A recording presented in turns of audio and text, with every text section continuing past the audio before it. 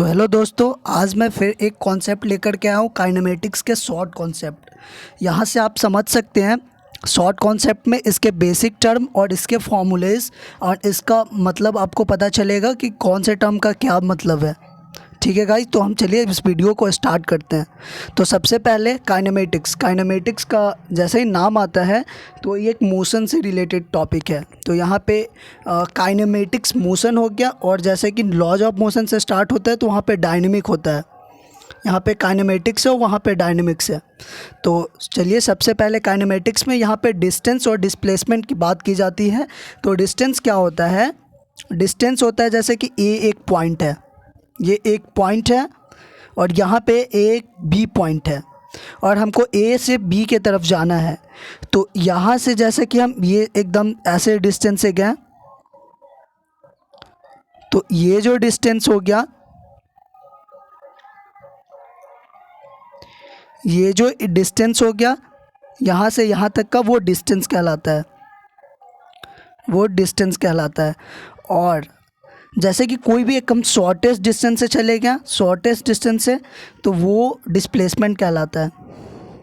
Shortest distance displacement कहलाता है। और ए टू बी से जो डायरेक्टली हम पॉइंट पे गया वो डिस्टेंस कहलाता है। और जो शॉर्टेस्ट डिस्टेंस होता है पाथ का, इस पाथ का जो शॉर्टेस्ट डिस्टेंस होगा, इस पाथ का जो शॉर्टेस्ट डिस्टेंस होगा वो डिस्प्लेसमेंट कहलाएगा, वो डिस्प्लेसमेंट कहलाएगा।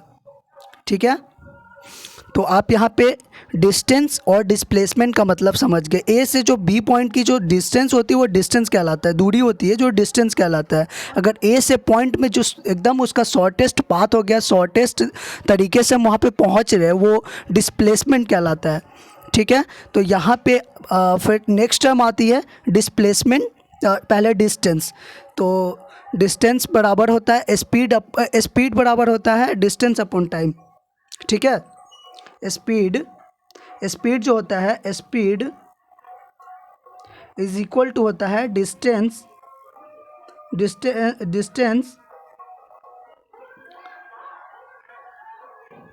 अपॉन टाइम होता है, डिस्टेंस अपॉन टाइम होता है।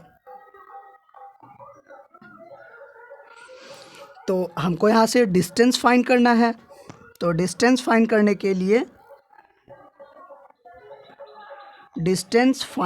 के लिए सिंपली हम लोग क्या करेंगे? डिस्टेंस फाइंड करने के लिए जैसे स्पीड बराबर डिस्टेंस अपॉन टाइम है, तो यहाँ पे स्पीड इनटू टाइम कर देंगे। ठीक है, ये डिस्टेंस निकालने का फॉर्मूला है। और जो डिस्प्लेसमेंट होता है,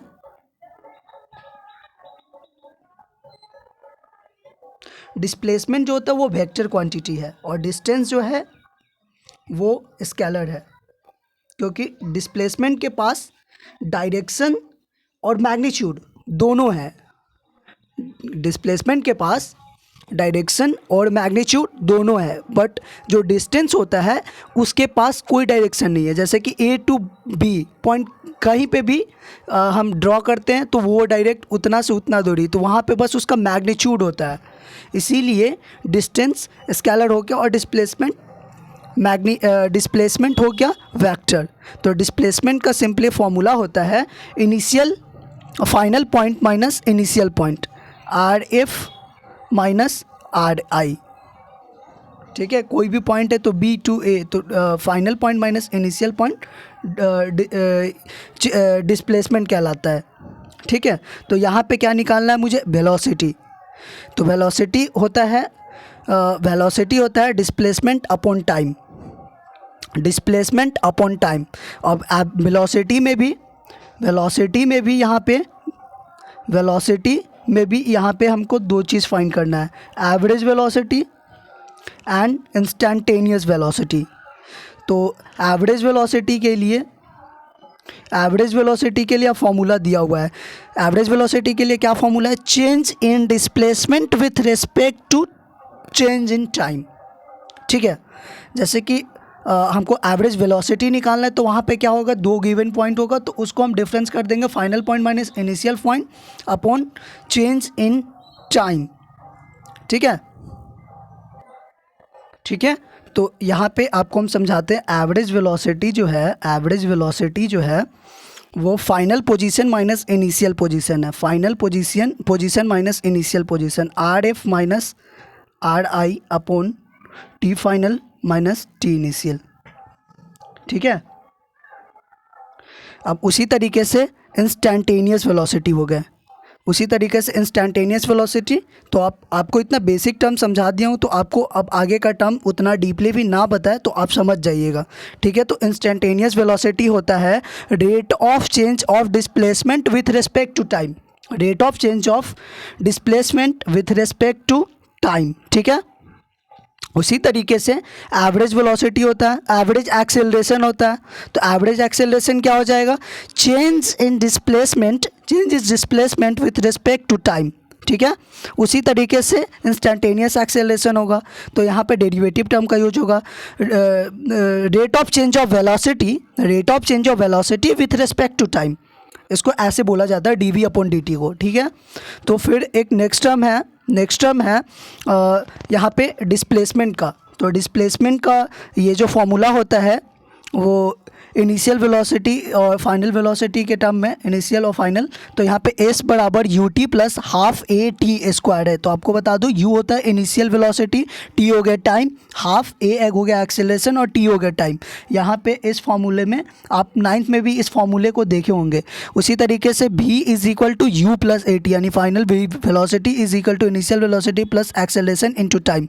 उसी तरीके से वेलोसिटी और initial velocity, final velocity and acceleration and displacement का एक रिलेशन है बी स्क्वायर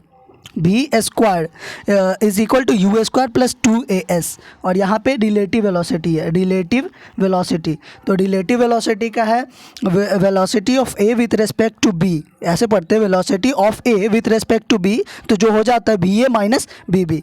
तो आपको इतना बेसिक्स टर्म्स को पता चल गया होगा एक शॉर्ट कॉन्सेप्ट में। ठीक है गाइस।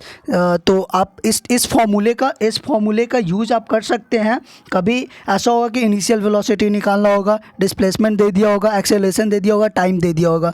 या कभी ऐसा होगा, मतलब अगर जैसे कि आपको यहाँ पे अगर कोई 3 टर्म दिया हुआ है तो एक टर्म निकालने के लिए बोलेगा, या अगर 2 टर्म दिया हो तो आप 2 इक्वेशंस को यूज करके फिर उस क्वेश्चंस को सॉल्व कीजिएगा। उसी तरीके से अगर 3 दिया हुआ है और एक निकालना है तो उस तरीके से 3 इक्वेशंस को सॉल्व करेंगे। तो यहाँ पे इक्वेशंस का यूज़ किया जाता है कि यूज़ कैसे होता है।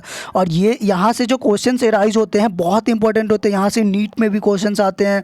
और ये आपको 12th के भी बहुत सारे कॉन्सेप्ट में इसका बेसिक्स यूज किया जाता है। एनडीए में तो आता ही है, नेशनल डिफेंस एकेडमी में। इसी तरीके से एयरफोर्स में भी आता है, इसके क्वेश्चंस, और नेवी में भी आता है। तो समझ लीजिए कि इसके इंपॉर्टेंस कितने होने वाले हैं, कितना इसका इंपॉर्टेंस होता है। तो इस तरीके से आप इसको अच्छे से याद कर लीजिएगा और बेसिक्स टर्म आपको समझ में आया होगा। तो प्लीज़ इस वीडियो को थोड़ा शेयर कर दीजिएगा। Thank you guys, thanks for watching.